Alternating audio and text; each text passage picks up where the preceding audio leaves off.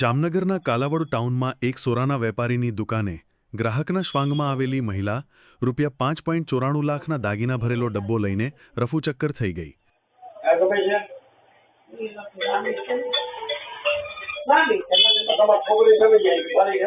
Main બજારમાં Mangalam jewellers નામની સોના ચાંદીના ઘરેણાની દુકાન ધરાવતા જયેશકુમાર જીંજુવાડિયા નામના સોનીએ પોતાની દુકાનમાં ગ્રાહક તરીકે આવેલી એક મહિલા ₹5.94 લાખની કિંમતના સોના ચાંદીના ઘરેણા પારદર્શક ડબ્બાની ઉઠાંતરી કરી ગયાની ફરિયાદ કાલાવડ ટાઉન પોલીસ મથકમાં નોંધાવી।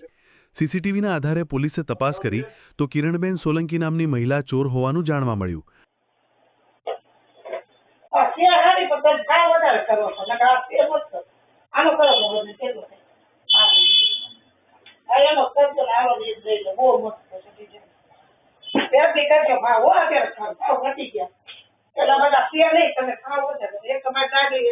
આરોપી મહિલા પોતાની સાથે કેટલાક ઘરેણા લઈને ફરાર થઈ ગઈ, પરંતુ આ પ્રકરણમાં પોલીસે રાજકોટના એક દંપતી કિશન અને પૂજા સોલંકીની અટકાયત કરી, જેમની પાસેથી 3 તોલા સોનું, 1,40,000ની રોકડ, એક ફોન અને એક રિક્ષા સહિતનો મુદ્દામાલ જપ્ત કરાયો।